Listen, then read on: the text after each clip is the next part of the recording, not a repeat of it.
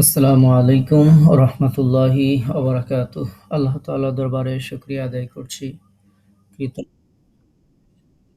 আল্লাহ পাক রব্বুল আলামিন আমাদেরকে ইয়ামুল জুমার এই দিনে আল্লাহ পাক রব্বুল আলামিন ফজরের সালাত শেষে পবিত্র কুরআনুল কারীমের সান্নিধ্যে আসার জন্য আমাকে, আপনাকে, আমাদেরকে কবুল করেছেন। এখনো পর্যন্ত হায়াত দিয়ে এই পৃথিবীর আলো বাতাসে বাঁচিয়ে রেখেছেন। আরো একটি নতুন শুভে সাদিক দেখার সৌভাগ্য দান করলেন। এজন্য আমরা আল্লাহ তাআলার দরবারে শুকরিয়া আদায় করছি। আমরা পড়ছি আলহামদুলিল্লাহ। দরুদ ও সালাম জানাচ্ছি আমাদের প্রিয় নবী সৈয়দুল মুরসালিন রাহমাতুল আলামিন সিরাজুম মুনীরা প্রিয় নবী মুহাম্মদুর রাসূলুল্লাহ। আমরা পড়ছি সাল্লাল্লাহু আলাইহি ওয়াসাল্লাম এর প্রতি। আল্লাহ তাআলার কাছে দোয়া করছি, মহান রব একান্ত মেহেরবানি করে আমাদের এই তাফসীর শোনা, এই তাফসীর বলাকে আল্লাহ তাআলা আমাদের দুনিয়ার জীবনে বরকত আর পরকালীন জীবনে আল্লাহ পাক রব্বুল আলামিন আমাদের সকলের জন্য মুক্তি ও নাজাতের ওসিলা হিসেবে কবুল করে নিন। এই কামনায় আমরা আমাদের আজকের তাফসীরের ক্লাস শুরু করছি ইনশাআল্লাহ। আজকে আমরা তাফসীর শুনবো পবিত্র কোরআনুল কারীমের ৩ নম্বর সূরা আলে ইমরান। এই সূরার ১০৩ নম্বর আয়াত থেকে। গতদিন আমরা ১০২ নম্বর আয়াত শুনেছিলাম। আজকে আমরা ১০৩ নম্বর আয়াত শুনবো ইনশাআল্লাহ। শুরুতে আমরা আয়াতের অর্থ জানি। আল্লাহ পাক রব্বুল আলামিন কি বলছেন? আল্লাহ পাক রব্বুল আলামিন বলছেন, ওয়া'তাসিমু বিহাবলিল্লাহি জামিআ। তোমরা আঁকড়ে ধরো বিহাবলিল্লাহ, আল্লাহর যে রশি, আল্লাহর যে রজ্জু, সেই রজ্জুকে তোমরা আঁকড়ে ধরো। জামিআন, একতাবদ্ধভাবে, ঐক্যবদ্ধভাবে, মানে সবাই মিলে তোমরা আল্লাহর রশিকে, আল্লাহর রজ্জুকে আঁকড়ে ধরো। আল্লাহ তাআলা জাল্লা শানহু এরপরে বলছেন যে ওয়ালা তাফাররাকু, তোমরা পৃথক হইও না, বিচ্ছিন্ন হইও না। তাহলে এই আয়াতটুকুর অর্থ হচ্ছে যে ওয়া'তাসিমু, তোমরা দৃঢ়ভাবে ধারণ করো বা শক্তভাবে ধরো আল্লাহর রশিকে বা আল্লাহর রজ্জুকে, সবাই একত্রিতভাবে, আর তোমরা বিচ্ছিন্ন হইও না, পরস্পর বিচ্ছিন্ন হইও না। আল্লাহ তাআলা এরপরে বলছেন ওয়াযকুরু নি'মাতাল্লাহ, ওয়া মানে এবং, উযকুরু তোমরা স্মরণ করো, নি'মাতাল্লাহি আল্লাহর নিয়ামত স্মরণ করো, আলাইকুম যে নিয়ামত তিনি তোমাদের উপর দিয়েছেন, ইয কুনতুম যখন তোমরা ছিলে, আ'দাআন শত্রু, যখন তোমরা একে অপরের শত্রু ছিলে, ফাআল্লাফা বাইনা কুলুবিকুম, ফাআল্লাফা তখন তিনি মিলিয়ে দিলেন, বাইনা কুলুবিকুম তোমাদের অন্তরের মাঝে, ফাআসবাহতুম ফলে তোমরা হয়ে গেলে, বিনি'মাতিহি তারই অনুগ্রহে, ইখওয়ানা ভাই ভাই, ফলে এরপর তোমরা তারই অনুগ্রহে ভাই ভাই হয়ে গেলে। ওয়া কুনতুম এবং তোমরা ছিলে, আলা উপরে, শাফা একেবারে কিনারায়, হুফরাতিন খাদ গর্ত, তোমরা ছিলে একেবারে গর্তের কিনারায়, মিনান্নার আগুনের, মানে তোমরা একেবারে আগুনের গর্তের কিনারায় ছিলে, জাহান্নামের দ্বার প্রান্তে ছিলে।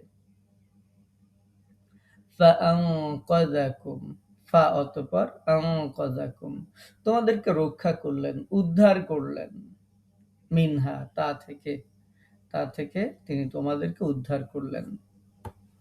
কাযালিকা এভাবেই ইউবাইয়িনুল্লাহ আল্লাহ তাআলা বর্ণনা করেন, আল্লাহ তাআলা এভাবেই বর্ণনা করেন লাকুম তোমাদের জন্য আয়াতিহি তার নিদর্শন, তার আয়াত সমূহকে, লাআল্লাকুম তাহতাদুন যাতে তোমরা সঠিক পথ পেতে পারো, যাতে তোমরা হেদায়েত পাও। তাহতাদুন তাহলে আয়াতের অর্থ হচ্ছে, আর তোমরা সকলে আল্লাহর রজ্জুকে দৃঢ়ভাবে ধারণ করো এবং তোমরা বিভক্ত হইও না।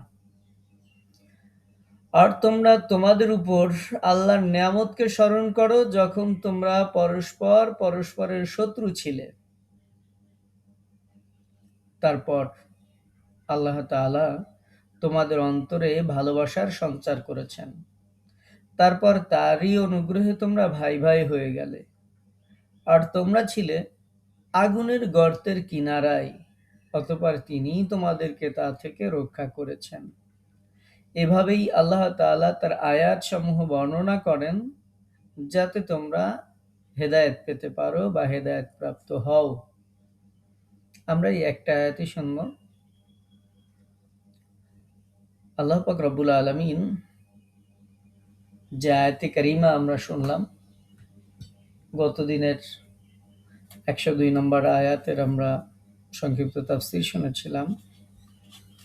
যে আয়াতে আল্লাহ তাআলা জাল্লা শাআনুহু তাকে ভয় করে চলার কথা বলেছেন, যে আয়াতে আল্লাহ তাআলা মৃত্যুর জন্য প্রিপারেশন নেওয়ার কথা বলেছেন, এরপরে এই আয়াতে আল্লাহ পাক রব্বুল আলামিন মুসলিম জাতিকে ঐক্যবদ্ধ থাকতে বলেছেন।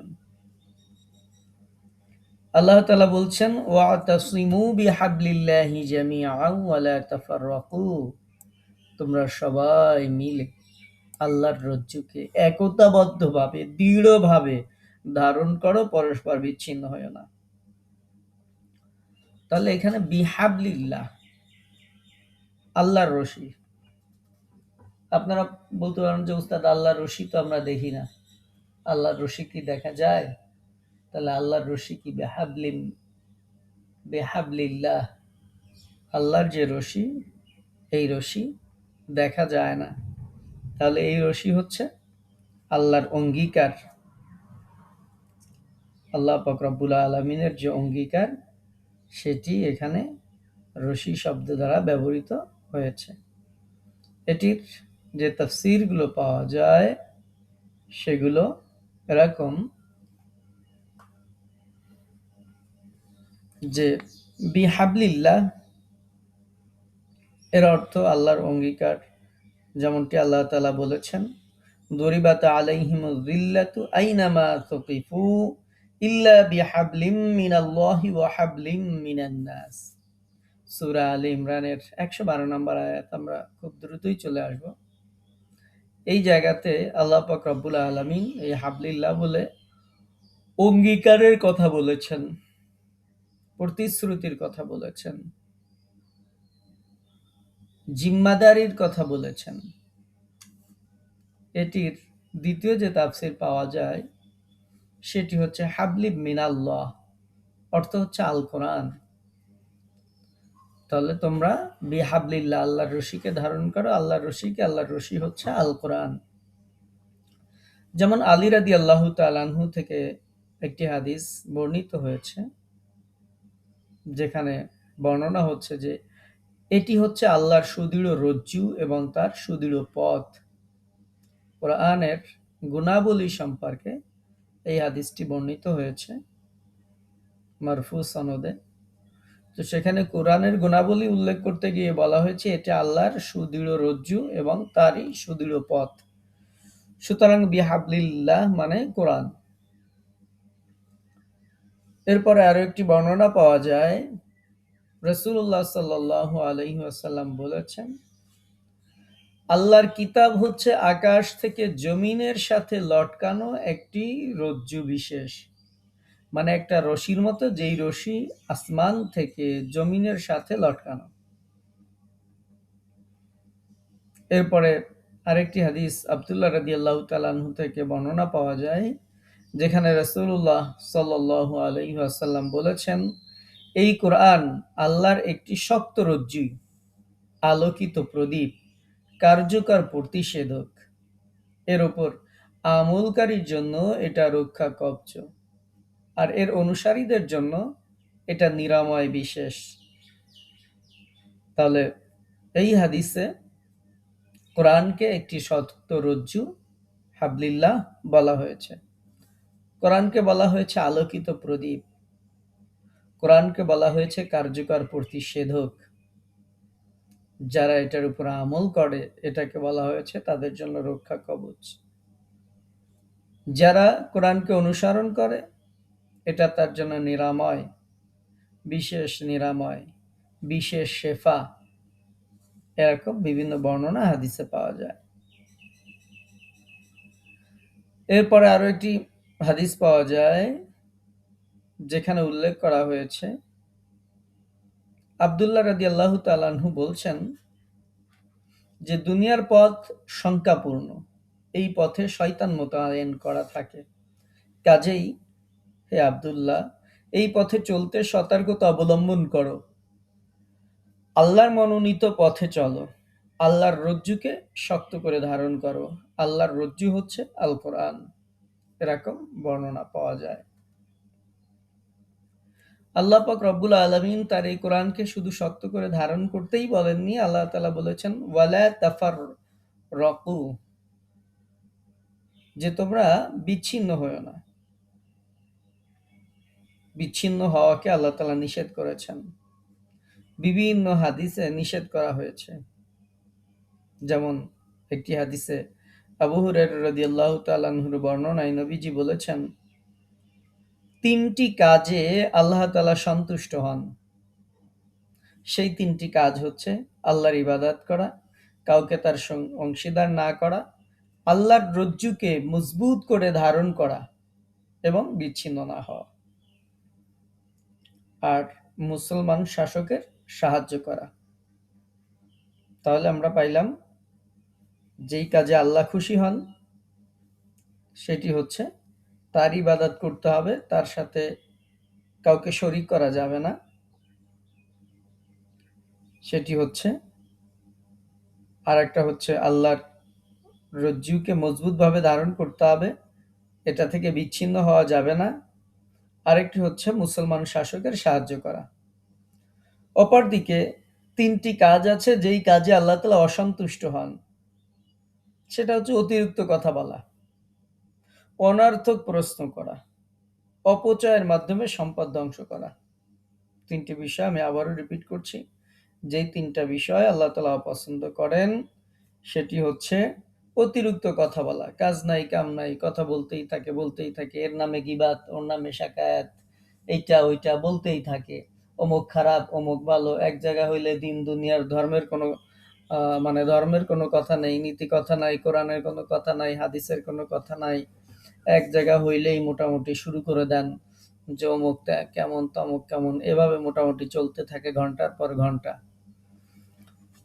অনর্থক কথা বলা আমাদের দেশে, আমরা এটাতে খুব বেশি অভ্যস্ত। আমাদের উদাহরণগুলো আর দিচ্ছি না, যে আমরা কত পরিমাণ অনর্থক কথা বলি, অতিরিক্ত কথা বলি। দ্বিতীয় অপছন্দনীয় বিষয় আল্লাহর কাছে, সেটা হচ্ছে অনর্থক প্রশ্ন করা, শুধুই। বনি ইসরাইলের ঘটনা আপনাদেরকে শুনিয়েছি, যারা শুনেন নাই তারা আমাদের ইউটিউব চ্যানেলে চার্জ দিলে পাবেন যে বনু ইসরাইলের জবেহি করার ঘটনা। সেখানে আপনারা দীর্ঘ ঘটনা পেয়ে যাবেন, যে তারা আল্লাহর কাছে বারবার, আল্লাহ তাআলা একটা জিনিসের সলিউশন দিচ্ছেন, তারা বারবার প্রশ্ন করছিল, ফলশ্রুতিতে তাদের উপর বিধান কঠিন হচ্ছিল। তো এটা আল্লাহ তাআলা পছন্দ করেন না, যে অনর্থক প্রশ্ন করা। আর ৩ নাম্বার যে বিষয়টি রব পছন্দ করেন না, সেটি হচ্ছে অপচয়ের মাধ্যমে সম্পদ ধ্বংস করা। সম্পদ আছে বলেই আপনি অপচয় করবেন, অপচয়ের মাধ্যমে এটাকে নিঃশেষ করে দিবেন, এটাও আল্লাহ তাআলা পছন্দ করেন না। আল্লাহ পাক রব্বুল আলামিন আমাদেরকে নিষেধ করলেন, ওয়ালা তাফাররাকু, তোমরা পরস্পর বিচ্ছিন্ন হইও না। বিচ্ছিন্ন হইলে কি হয়, না হইলে কি হয়, এটা সুদীর্ঘ আলোচনা। ছোট্ট কথা হচ্ছে, ঐক্যবদ্ধ যদি থাকে মানুষ, তাহলে ভুল এবং অন্যায় থেকে রক্ষা পাওয়া যায়। একার বিবেক কয়েকজনের বিবেকের থেকে বেশি দুর্বল থাকে, ডিসিশন ক্রিয়েট করা যায় না, সঠিক সিদ্ধান্তে পৌঁছানো যায় না। মানুষ যখন একতাবদ্ধ থাকে তখন ভুল এবং অন্যায় থেকে রক্ষা পায়। বিচ্ছিন্নতা সৃষ্টি সম্পর্কে ভীতি প্রদর্শন, তার যে কুফল, সেই কুফল আলোচনা করা সত্ত্বেও এই উম্মতের মধ্যে ৭৩টি উপদল সৃষ্টি হবে। তার মধ্যে একটি মাত্র দল জাহান্নাম থেকে মুক্তি পেয়ে বেহেশতে প্রবাসীদের অধিকার পাবে, আর সেই দল হচ্ছে যারা নবী সাল্লাল্লাহু আলাইহি ওয়াসাল্লাম এবং তার সাহাবীদের পদাঙ্ক অনুসরণ করেছে তারা।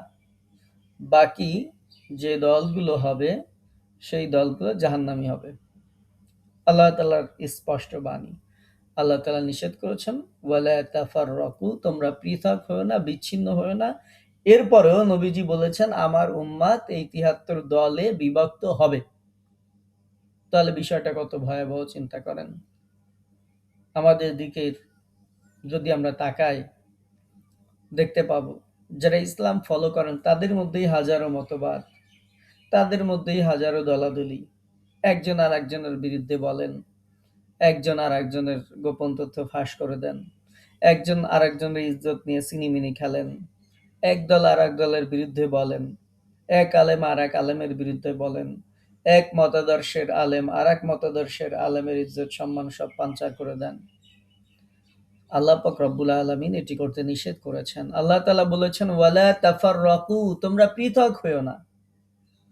ব্রিটিশরা আমাদের দেশ শাসন করার জন্য যেই রুলস দিয়েছিল, যে ডিভাইড অ্যান্ড রুল, ভাগ করো শাসন করো, হিন্দু মুসলিম দ্বন্দ্ব লাগাও, তাহলে এই উপমহাদেশ খুব সুন্দর করে শাসন করতে পারবো, ওরা নিজেরা মারামারি করতে থাকবে। আমরা বিশ্বের অন্যান্য মুসলিম কান্ট্রি, অন্যান্য দেশের কথা বাদই দিলাম, আমাদের দেশের দিকেই যদি তাকাই, তাহলে দেখতে পাবো যদি যারা ইসলাম ফলো করেন তারা যদি একতাবদ্ধ হতে পারতেন, আমাদের দেশের যত সমস্যা আমরা দেখি সব সমস্যা দূর করা সম্ভব ছিল। কিন্তু আমাদের দেশে যারা ইসলাম প্র্যাকটিস করেন, ইসলাম যারা ফলো করেন, আমি মনে করি যে আমিই সঠিক, বাকি যারা আছে সবাই ভুল। আর আমার ভাই যিনি আছেন তিনি মনে করেন অন্য মতাদর্শের যে আমিই সঠিক, বাকি সব ভুল। আর একজন মনে করেন আমি জান্নাতে যাব, বাকি সব জাহান্নামে চলে যাবে। আর একজন মনে করেন আকীদা কেবল আমারটাই সঠিক, বাকি সবার আকীদা গোমরা, সবাই জাহান্নামী হয়ে যাবে। এভাবে আমরা হকের ডিলার নিয়ে নিজেরা এক একজন কুতুব হয়ে বসে থাকি। নিজেদের মধ্যে কোনো ঐক্য নাই, নিজেদের মধ্যে কোনো শৃঙ্খলা নাই। একেবারেই ফলশ্রুতিতে নিজেরা যেমন ধ্বংস হচ্ছে, একই রকমভাবে আমাদের দেশ, আমাদের জাতি এই একতাবদ্ধ হতে না পারার কারণে তাগুতের অনুসরণ আমরা করতে বাধ্য হচ্ছি। তাগুত আমাদের উপর চেপে বসছে। আল্লাহর দ্বীন বিরোধী, কোরআন বিরোধী শক্তি আমাদেরকে শাসন করছে, আমাদের উপর চেপে বসছে। যেখানে প্রিয় নবী সাল্লাল্লাহু আলাইহি ওয়াসাল্লামের বাণী ছিল, শিক্ষা ছিল, যারা কালেমার সাক্ষ্য দেয়, নবীজি বলেছেন সে তোমার ভাই। যে কালেমার সাক্ষ্য দেয় সে তোমার ভাই। আমাদের দেশের কালেমা নিয়ে কোনো সমস্যা নেই, সবাই এক আল্লাহতে বিশ্বাস করে, সবাই নবীর রিসালাতকে বিশ্বাস করে, খাতামুল আম্বিয়া হিসেবে স্বীকার করে। যারা করে না তাদেরটা ভিন্ন, তারা তো বাতিল, সে ব্যাপারে তো কারো কোনো সন্দেহ নেই। সবার নামাজ ৫ ওয়াক্ত ফরজ, কেউ বলে না ৩ ওয়াক্ত ফরজ। তো আমাদের মূল বিষয় যেখানে এক, সামান্য কিছু শাখাগত মাসালায় যেখানে একটু বিভেদ, সেখানে একজন আর একজনকে ছাড় দিতে পারি না, একজন আর একজনকে ভাই মনে করতে পারি না, একজন আর একজনকে জাহান্নামে পাঠায় দেওয়ার জন্য ব্যস্ত, যে কেবলমাত্র আমার আকীদাই সঠিক, আমারটাই সঠিক, বাকি এদের সব ভুল, সবাই জাহান্নামে চলে যাবে। এই অবস্থায় আমরা ব্যস্ত। মুসলিম ভ্রাতৃত্ব এটা অনেক দীর্ঘ একটি আলোচনা, যে আল্লাহ পাক রব্বুল আলামিন তিনি আমাদেরকে আদেশ দিচ্ছেন যে ওয়ালা তাফাররাকু, তোমরা পৃথক হয়েও না।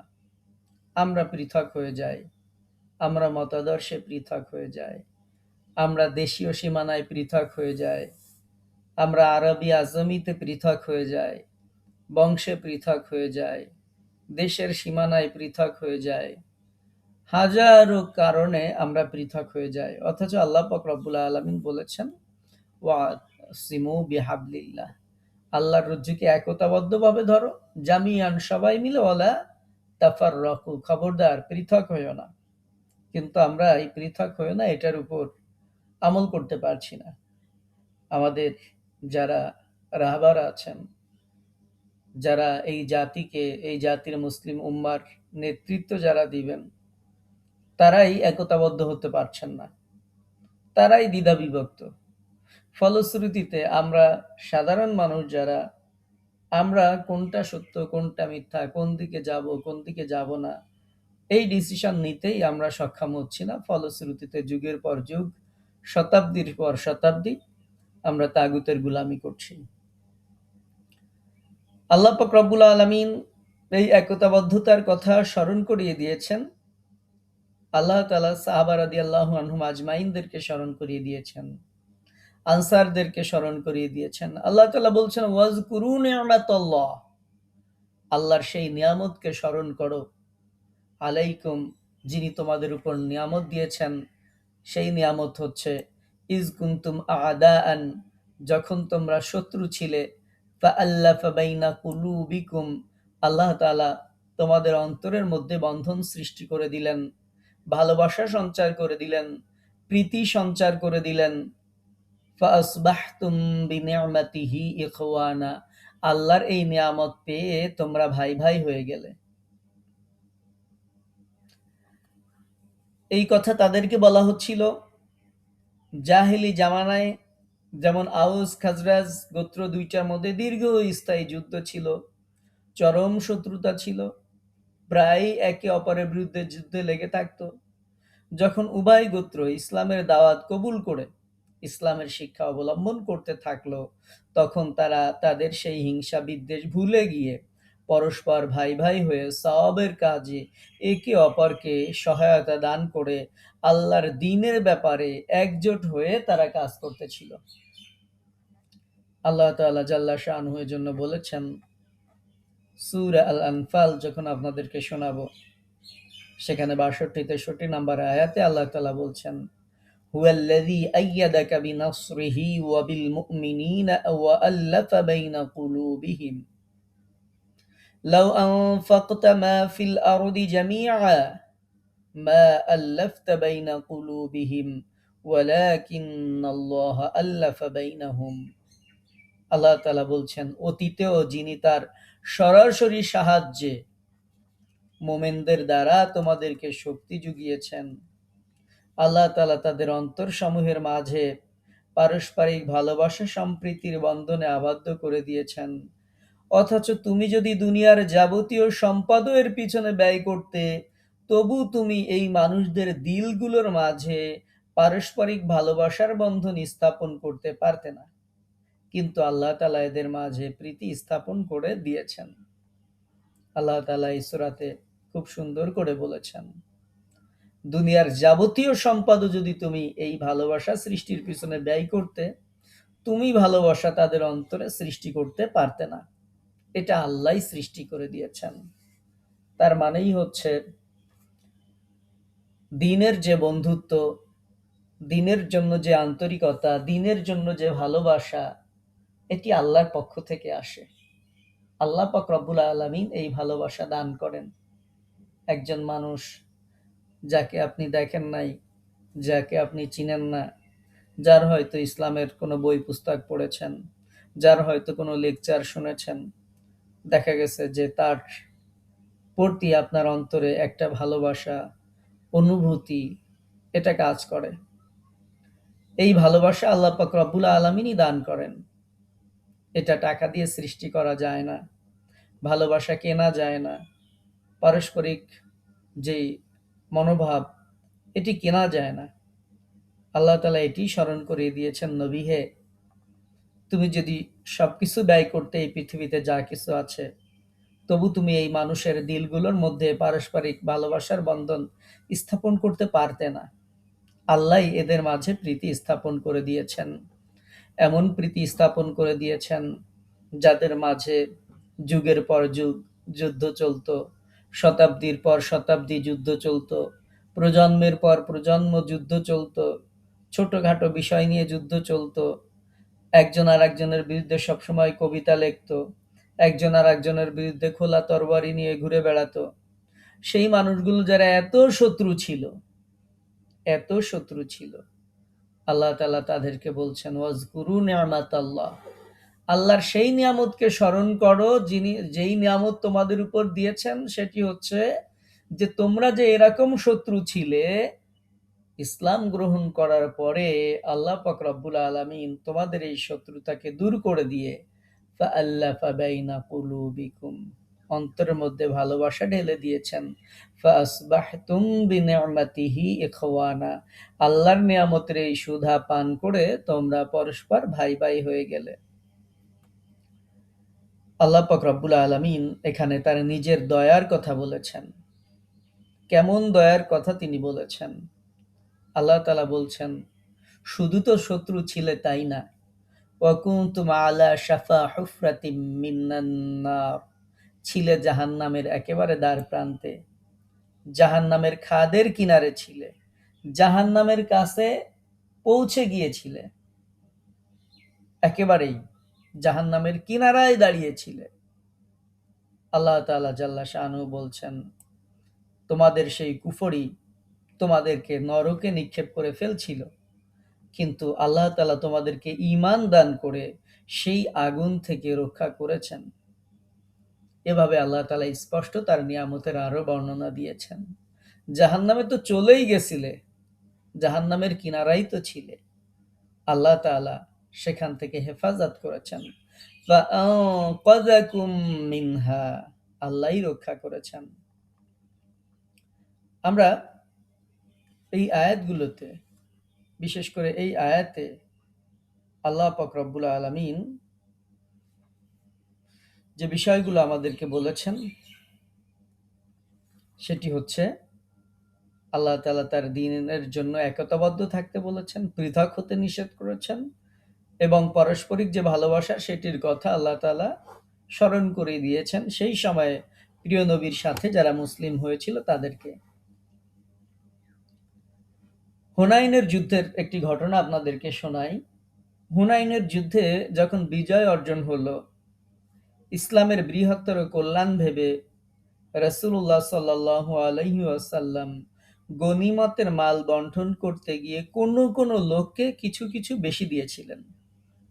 তখন এই ব্যাপারে একজন লোক সে বলচাল শুরু করলো, উল্টাপাল্টা কথা বলল। রাসূলুল্লাহ সাল্লাল্লাহু আলাইহি ওয়াসাল্লাম সকল আনসারদেরকে একত্র করলেন। একত্র করার পরে নবীজি একটি ভাষণ দিয়েছিলেন, একটি খুতবা দিয়েছিলেন, একটি বক্তৃতা দিয়েছিলেন। সেই বক্তৃতায় প্রিয় নবীজি বলেছিলেন, হে আনসাররা, তোমরা কি গুমরাহিতে নিমজ্জিত ছিলে না? আমার মাধ্যমে তোমাদেরকে আল্লাহ তাআলা হেদায়েতের পথ দেখালেন। তোমরা কি দলে দলে বিভক্ত ছিলে না? আল্লাহ তাআলা তোমাদের সবার মধ্যে ভালোবাসা দান করেছেন। তোমরা কি গরীব ছিলে না? আল্লাহ তাআলা আমার মাধ্যমে তোমাদেরকে সম্পদ দান করেছেন। রাসূলের এই সব প্রশ্নের উত্তরে সেই দিন আনসার সাহাবীরা আল্লাহর শপথ করে সমস্বরে তারা বলেছিল, আমাদের প্রতি আল্লাহ তাআলার এবং আপনার অপরিসীম অনুগ্রহ রয়েছে। এরকম ঘটনা এই আয়াতের তাফসিরে আল্লামা ইবনে কাসির রাহিমাহুল্লাহ উল্লেখ করেছেন। মুহাম্মদ ইবনে ইসাক আল ইয়াসার তিনি এই আয়াতের তাফসিরে উল্লেখ করেছেন যে এই আয়াতটি আওস ও খাজরাজ সম্পর্কে অবতীর্ণ হয়েছিল। চির সংঘাতে লিপ্ত থাকা দুই গোত্র বর্তমানে সম্প্রীতিমূলক তাদের যে অবস্থান ছিল সেটির ব্যাপারে আল্লাহ তাআলা এই আয়াত নাজিল করেছিলেন। তিনি বলেছেন যে এই সম্প্রীতিমূলক অবস্থা দেখে ইহুদিরা শঙ্কিত হয়ে পড়েছিল। তারা দূরভিসন্ধি করে একজন লোককে তারা পাঠালো যে আউসের কাছে যাও, আউস গোত্রের কাছে এবং খাজরাজ গোত্রের কাছে যাও এবং তাদেরকে পূর্বেকার যে যুদ্ধ বিগ্রহ শত্রুতার সেই কথাগুলো স্মরণ করিয়ে দাও। এভাবে নতুন করে গোলযোগ সৃষ্টি করার উদ্দেশ্যে তারা একটা উত্তেজনাকার পরিস্থিতি তারা তৈরি করলো। ফলে এই লোক এসে যখন এই দুই গোত্রের মাঝে এরকম শত্রুতাকে উস্কে দিল, তখন তাদের পুরাতন দিনের নির্বাপিত যেই আগুন সেটা আবার দাউ দাউ করে জ্বলে উঠল। এমনকি একজন আরেকজনের উপর তরবারি চালাতে প্রস্তুত হয়ে গেল। আবার সেই অজ্ঞতার যুগের যেমন তারা শোরগোল চিৎকার চেঁচামেচি করত, জিজ্ঞাসায় মেতে উঠত, সেরকম তারা উঠল। উভয় পক্ষই স্থির করল যে তারা হুররা ময়দানে খোলাখুলি তারা যুদ্ধ করবে এবং পিপাসার্ত শুষ্ক ভূমিকে তারা রক্ত দিয়ে সিক্ত করে দেবে। এই সংবাদ প্রিয় নবী সাল্লাল্লাহু আলাইহি ওয়াসাল্লামের কাছে যখন পৌঁছে, নবীজি তাৎক্ষণিক ঘটনাস্থলে হাজির হন, উভয় দলকে শান্ত করেন। এরপর রাসূলুল্লাহ সাল্লাল্লাহু আলাইহি ওয়াসাল্লাম তাদেরকে রক্ষা করে বলেন, আমি তোমাদের মাঝে বর্তমান থাকতেই তোমরা নিজেদের মধ্যে তরবারি চালাতে শুরু করলে। তারপর তিনি তাদেরকে এই আয়াতটি পাঠ করিয়ে শুনিয়েছিলেন। তখন তারা সকলে লজ্জিত হলো এবং কিছুক্ষণ ইতিপূর্বের যে কাজ তারা করেছিল এটার জন্য তারা দুঃখ প্রকাশ করতে লাগলো। পরে তারা তরবারি ফেলে দিয়ে তারা একে অপরের সাথে করমর্দন করেছিল, আলিঙ্গনে জড়িয়ে ধরেছিল। এরপরে এই আয়াতটির ব্যাপারে আমরা যে আয়াতটি শুনছি 104 নম্বর, এই আয়াতের ব্যাপারে আরো 103 নম্বর, এই আয়াতের ব্যাপারে আরো বক্তব্য পাওয়া যায়। একজন তাফসীরকারক তিনি বলেছেন, আম্মা জান আয়েশা রাদিয়াল্লাহু তাআলা আনহাকে অপবাদ দেওয়ার যে দুর্ভাগ্যজনক যেই সময় ছিল, সেই সময়ে আল্লাহ পাক রব্বুল আলামিন এই আয়াতটি নাজিল করেছিলেন।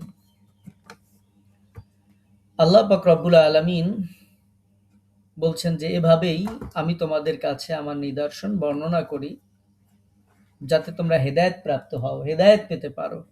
এই জন্য আমি এরকম বিষয়গুলো তোমাদের সামনে বর্ণনা করি। আমরা এই আয়াতের যে শিক্ষা সেটা হচ্ছে মুসলমানদের জাতিগত শক্তির যে ভিত্তি সেটা হচ্ছে এটা যে মুসলমানরা একতাবদ্ধ থাকবে।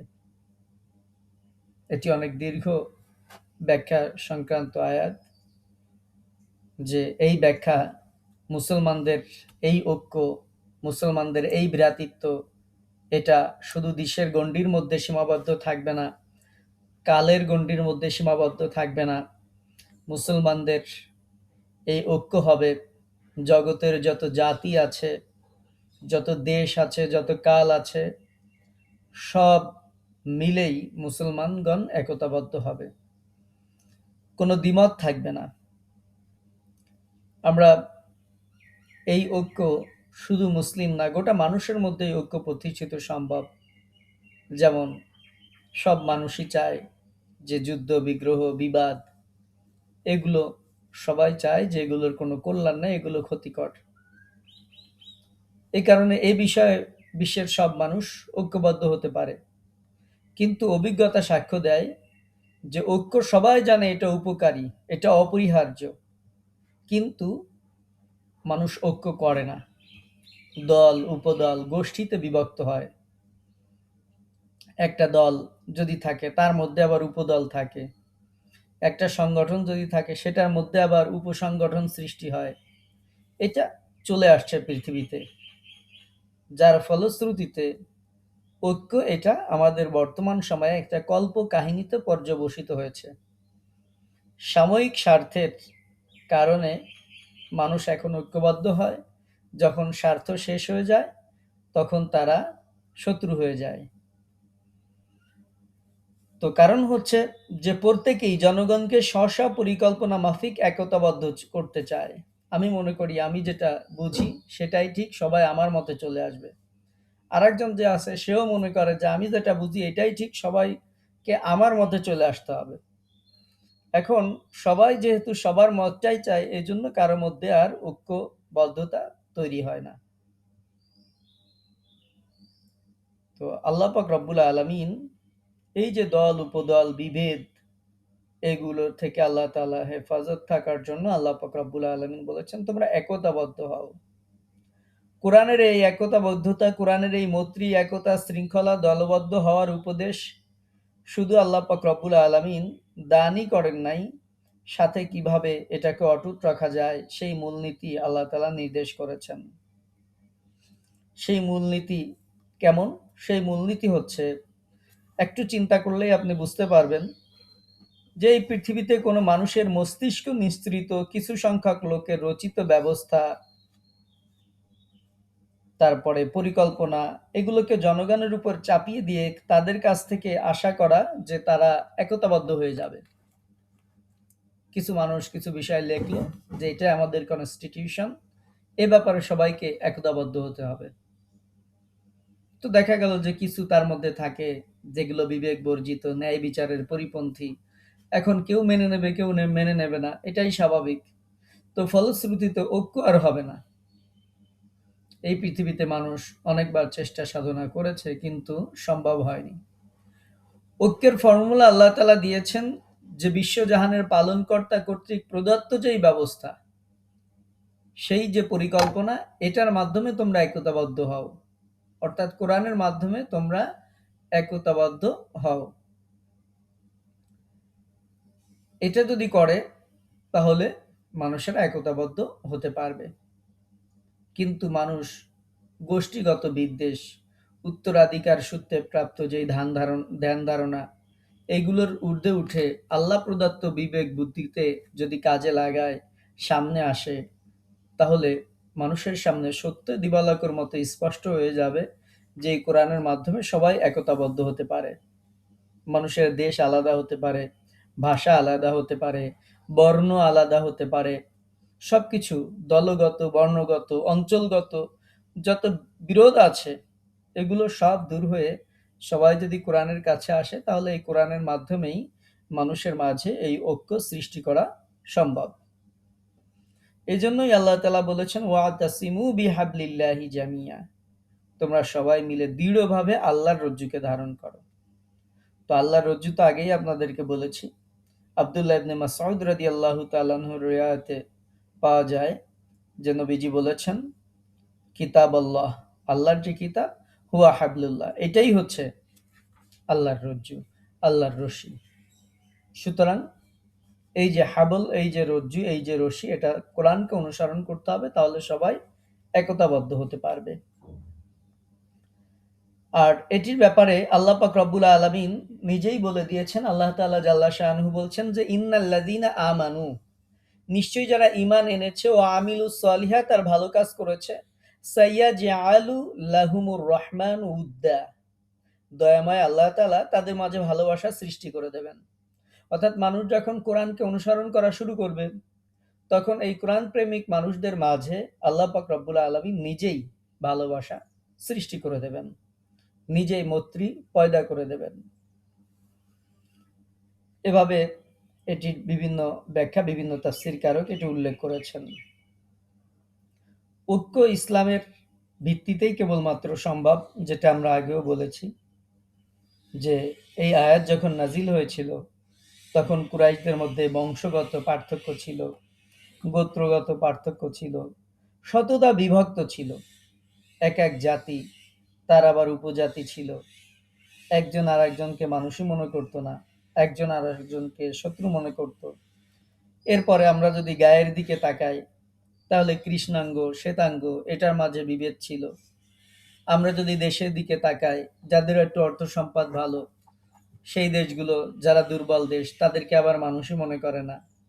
আমরা যদি ভাষার দিকে তাকাই, তাহলে এক ভাষার মানুষ অন্য ভাষার মানুষকে মূল্যায়ন করে না।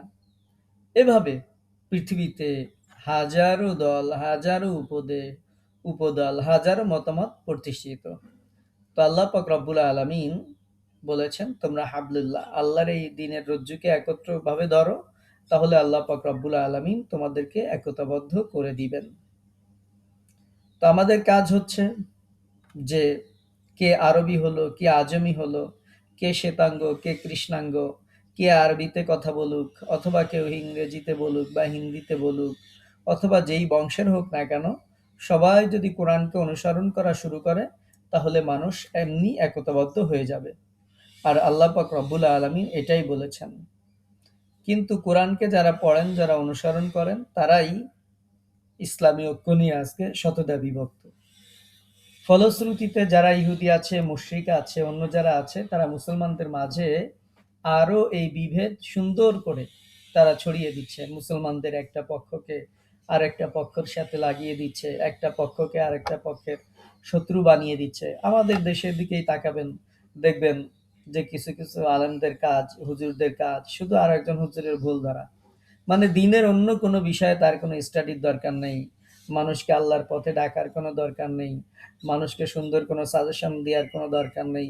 সেই তাদের কাজই হচ্ছে যে অন্যের সমালোচনা করা, অন্য আলেমের দোষ বের করা, অন্য ইসলামিক ব্যক্তিত্ব যারা আছেন তাদের খুঁত ত্রুটি কোথায় পাওয়া যায়, মাইক্রোস্কোপ যন্ত্র দিয়েও যদি পাওয়া যায় খুঁজে খুঁজে সেগুলো বের করা, মানুষের সামনে প্রকাশ করা। মানে তাদের ধ্যান ধারণা কাজই হচ্ছে যে এভাবে শত্রুতা তৈরি করা। এরা হচ্ছে এই পৃথিবীর নিকৃষ্টতম মানুষ।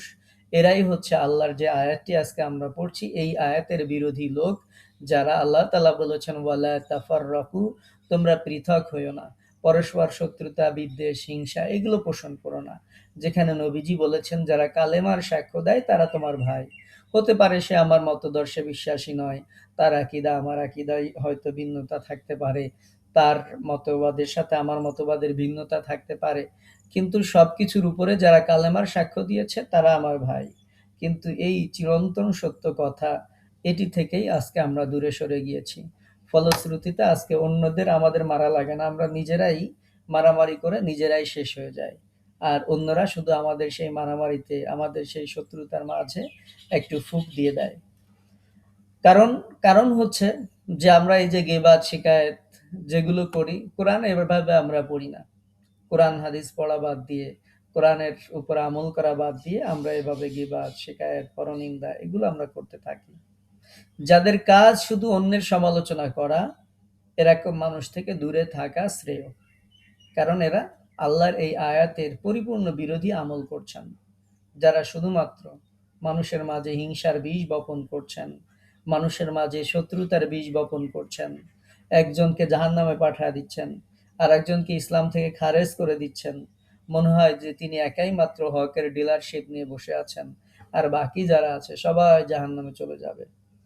আল্লাহ পাক রব্বুল আলামিন আমাদেরকে বলেছেন ঐক্যবদ্ধ হতে, আর আমরা ঐক্যবদ্ধতার পরিবর্তে আমরা শতদা বিভক্ত হয়ে যাচ্ছি। যারও ফলশ্রুতিতে আগেই যেটা বলেছি যে তাগুতি যেই শক্তি আছে, এই তাগুতি শক্তি মুসলমানদের উপর জুলুম করছে, নির্যাতন করছে। যারা ইসলামকে ফলো করার, প্র্যাকটিস করার চেষ্টা করছে তাদের উপর জুলুম, নির্যাতন, দমন পীড়ন করছে। কারণ হচ্ছে আমরা একতাবদ্ধ নই। আমরা যদি একতাবদ্ধ হই, এই পৃথিবীর কোনো শক্তি নেই যে আমাদেরকে দমিয়ে রাখতে পারে, আমাদেরকে হারিয়ে দিতে পারে। আল্লাহ পাক রব্বুল আলামিন এই জন্য যুগ, কাল, দেশের উপরে উঠে আল্লাহ পাক রব্বুল আলামিন সমস্ত মুসলমানদেরকে ঐক্যবদ্ধ হতে বলেছেন। যে মুসলিম যারা, তারা অবশ্যই অবশ্যই ঐক্যবদ্ধ থাকবে। সবাই যদি ঐক্যবদ্ধ থাকে তাহলে কেউ মুসলমানদের দিকে কেউ ওর চোখ তুলে তাকাবার সাহসটি পর্যন্ত কেউ করবে না। এজন্যই আল্লাহ তাআলা বলেছেন ওয়াঈদু লাহুম মাসতাতা'তুম মিন কুওয়াহ, তোমরা যুগের সবথেকে শ্রেষ্ঠতম যেই সমরাস্ত্র আছে, ওয়াঈদু লাহুম মাসতাতা'তুম মিন কুওয়াহ, তোমরা সর্বোচ্চ চেষ্টা করবে সেই অস্ত্রগুলো রাখার জন্য। তো এটি ইসলামের নির্দেশনা। তো আমরা বাতিলের মোকাবেলায় অস্ত্র কি তৈরি করব? আমরা নিজেরাই যুদ্ধ করতে করতে শেষ। এক পক্ষ আরেক পক্ষকে শেষ করে দিচ্ছে। আল্লাহ পাক রব্বুল আলামিন এই অবস্থা থেকে আমাদের এই জাতিকে আল্লাহ তাআলা হেফাজত করুন। আমাদের দেশকে আল্লাহ তাআলা হেফাজত করুন। আল্লাহ পাক রব্বুল আলামিন তিনি সুন্দর করে বলেছেন ওয়া আন্না হাযা সিরাতি মুস্তাকিমা, আমার রাস্তা তো এটাই সিরাতুল মুস্তাকিম। ফাত্তাবিউহু, সুতরাং তোমরা এটাকে অনুসরণ করো।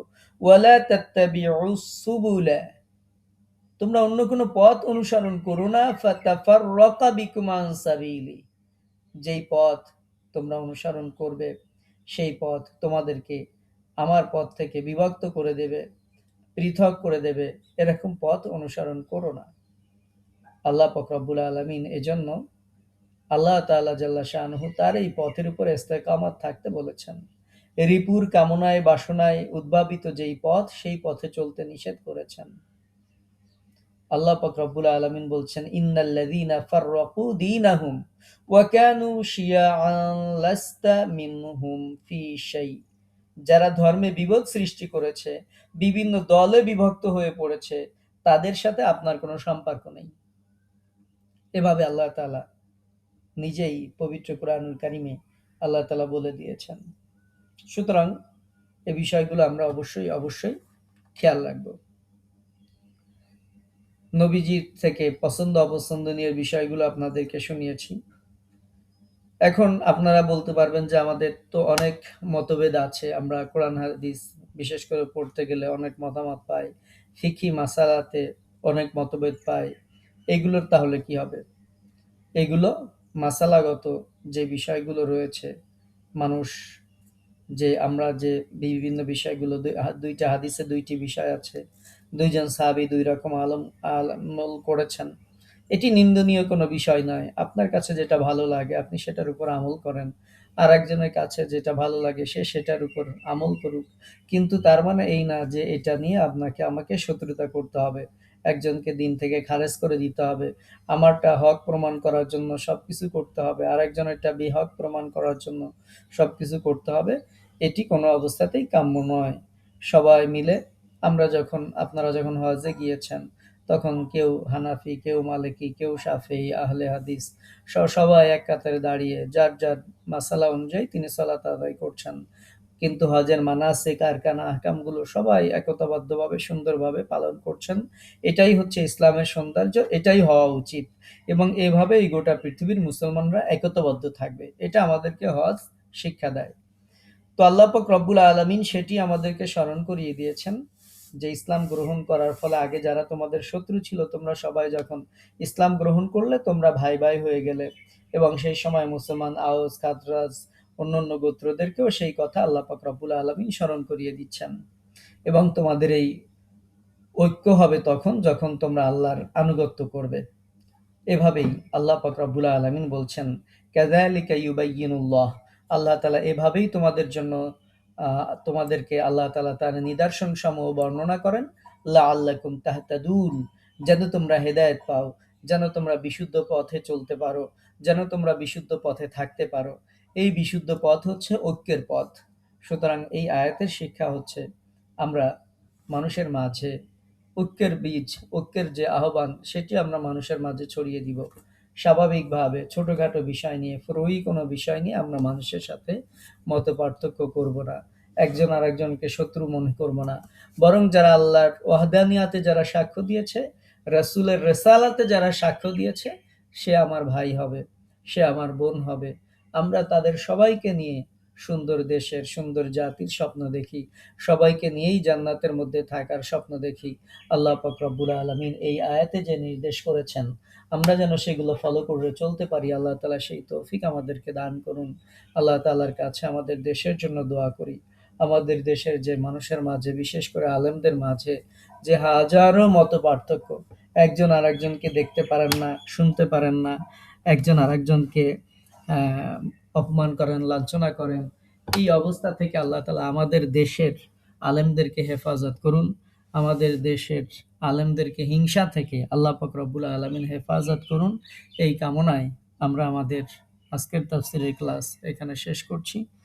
আল্লাহ পাক রব্বুল আলামিন, আমরা ইতিপূর্বে আপনাদের মনে হয় তাফসীরে শুনিয়েছিলাম যে কোনো মুমিনের প্রতি আমার অন্তরে হে আল্লাহ আপনি বিদ্বেষ রাখবেন না। এটার তাফসীর আপনাদেরকে মনে হয় আমরা ২৮ এবং ২৯তম পারা হিফজের ক্লাসে এটার আলোচনা করেছি। তো আমরা সেই আদর্শে দীক্ষিত হতে চাই যে কোনো মুমিনের প্রতি যারা আল্লাহর ওয়াহদানিয়াতে সাক্ষ্য দেয়, রাসূলের রিসালাতে সাক্ষ্য দেয়, তাদের প্রতি যেন আমাদের কারো অন্তরে যেন বিদ্বেষ না থাকে। আল্লাহ পাক রব্বুল আলামিন আমাদেরকে হেফাজত করুন। আমাদের সবাইকে ঐক্যবদ্ধভাবে এই কোরআনকে ধারণ করার, বুঝার, তদনুযায়ী আমল করে চলার তৌফিক দান করুন। আমরা পড়ছি আমিন। আমরা আজকের তাফসীরের ক্লাস শেষ করছি। কারো কোনো প্রশ্ন থাকলে বলতে পারেন।